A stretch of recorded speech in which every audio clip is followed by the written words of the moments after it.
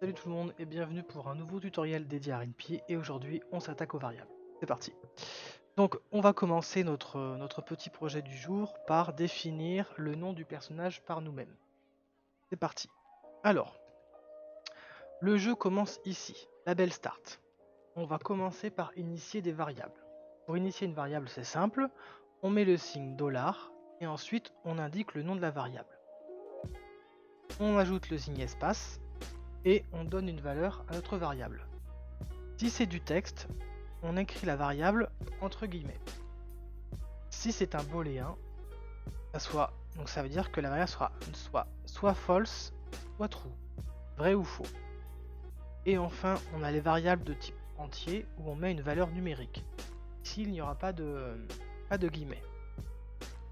Donc, j'ai défini la variable playerName qui est égale à rien. C'est-à-dire qu'il n'y a aucun caractère dedans. Mais elle existe, sauf qu'elle est vide. On a une variable godMode pour un menu triche, qu'on verra après, qu'on a défini à false et désactivé par défaut. On a défini une autre variable maison qui est à false aussi, on verra après l'utilité. J'ai indiqué les stats du héros, donc on a force est égal à 0, agilité 0, endurance 0, intelligence 0. Et rien de particulier. On veut faire en sorte que lorsque je m'exprime, le nom qu'on a rentré apparaisse en haut à gauche de la fenêtre. Donc on va définir ici on aurait pu mettre héros ou peu importe, caractère, on ouvre les parenthèses et ensuite on indique entre crochets playerName et ici le nom de la variable. Si on veut afficher une variable dans notre texte, on doit impérativement la mettre entre crochets. Voilà. Ensuite la couleur et le texte en justifié, peu importe. Donc on passe au label Jump choix du nom. On arrive au choix du nom, on demande au joueur d'inscrire un prénom avec la commande renpy input. Donc playerName est égal renpy.input et ici quel est votre prénom. Quand je lance la partie, voilà, j'atterris de suite ici. Quel est votre prénom? Donc, une fois qu'on aura rentré le prénom, on va retirer avec cette commande playerName.strip, on va enlever tous les espaces contenus dans le prénom. C'est-à-dire que si j'avais mis 3 espaces, hop, 3 espaces, et validez-vous Jojo en tant que prénom. Il n'y a aucun espace. On commence. Hop. Si j'avais mis, hop là. Si j'enlève cette ligne. Parti. Quel est votre prénom? Oh. Voilà. On s'aperçoit qu'on a bien les espaces. Je remets comme c'était auparavant. Hop. Ah. Parti. Donc, quel est votre prénom? On constate ici que j'ai placé une condition pour vérifier mes variables. Si playerName est égal, là ce n'est pas égal, c'est une vérification de la variable, de la valeur. Donc si il n'y a rien, alors playerName sera égal à Jean-Jean. Par contre, si playerName est égal à random, j'initie la variable godMode à true. Voilà, c'est ça qui fera la différence. Par exemple, je vais appeler Jojo. Voilà. On fait apparaître un menu. Est-ce qu'on valide la variable playerName, donc ici en tant que prénom? Oui, non. Sinon, on revient au choix du nom. Je valide. Ou Jojo. Voilà, on est ici. On affiche bien la variable avec les crochets. On continue. Je peux à présent m'exprimer pleinement. Je suis curieux de savoir ce que je suis capable de faire. Voilà. Bon. Autant de force qu'une mouche, 0 l'agilité d'une brique, 0 pour l'endurance, etc. Et on s'aperçoit, hop, que j'ai indiqué entre crochets les valeurs qui se trouvent ici. Vous voyez? Hop. C'est pas fameux, je devrais peut-être gonfler mes stats. Et bien c'est parti. Donc, on arrive ici au menu. Le plus important, c'est la puissance. $for plus égale 5. Alors le plus égal, ça veut dire simplement que je vais ajouter 5 à la valeur initiale de la variable. C'est-à-dire que si ma variable est à 0, si je fais plus égal 5, la variable sera à 5. Voilà.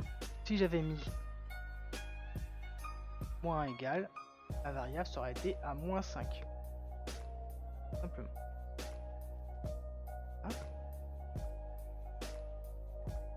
Donc je choisis... Par contre, on s'aperçoit ici que si j'avais mis comme nom mon personnage, j'avais mis random, j'aurais activé la variable qui se trouve ici et j'aurais eu une option de plus au menu. Et des nouvelles stats, en l'occurrence. Hein, en sommes-nous à présent?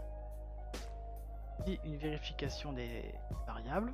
Donc on a choisi de monter l'intelligence. Et l'intelligence est égale à 5. Et sur l'intelligence. Hop, on est ici. Alors ici, on va vérifier et afficher du texte en fonction de la valeur d'une variable. Alors je m'explique. Si la force était supérieure ou égale à 5 et la force était inférieure à 9000, on affichait alors ce message. Pareil pour l'agilité, pareil pour l'endurance, pareil pour l'intelligence. Donc, on a le if qui veut dire si, le elif qui veut dire sinon si, et enfin on aura le else, mais qu'on verra plus tard. J'aurais pu très bien faire ceci.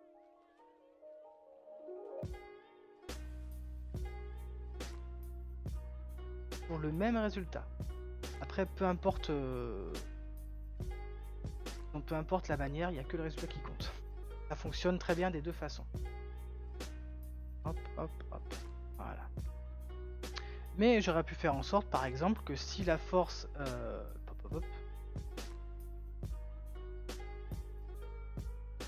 inférieure à 10, j'affiche ce message. Après, j'aurais pu mettre si la force est comprise entre 10 et 15, j'affiche un autre message, entre 15 et 20, etc. Et ainsi de suite.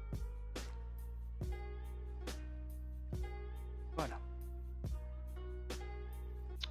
Donc, je remonte le projet une dernière fois. Hop, quel est votre prénom? Voici. Je valide.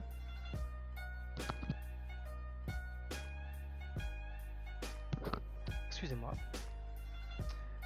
Et voilà. Et je suis curieux de savoir ce que je suis capable de faire.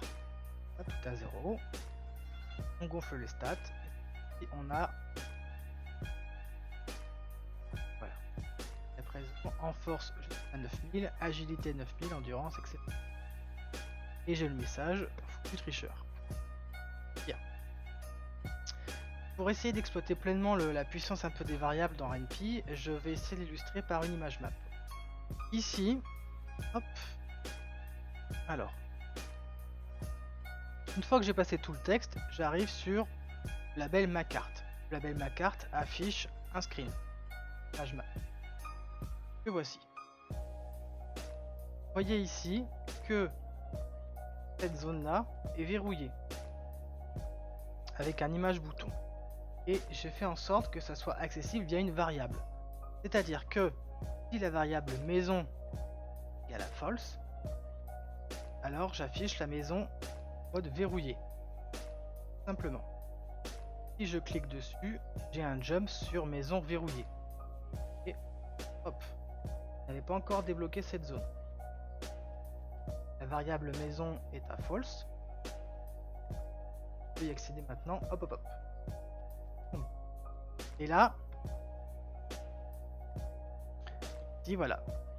Je veux y accéder maintenant. Là, on définit la variable maison.